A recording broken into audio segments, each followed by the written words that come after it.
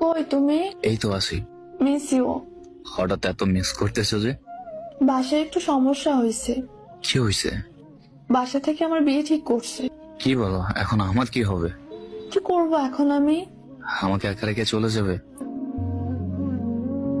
তোমাকে একা ছেড়ে যাব না। আমার বান্ধবী নুসরাত তোমাকে অনেক পছন্দ করে।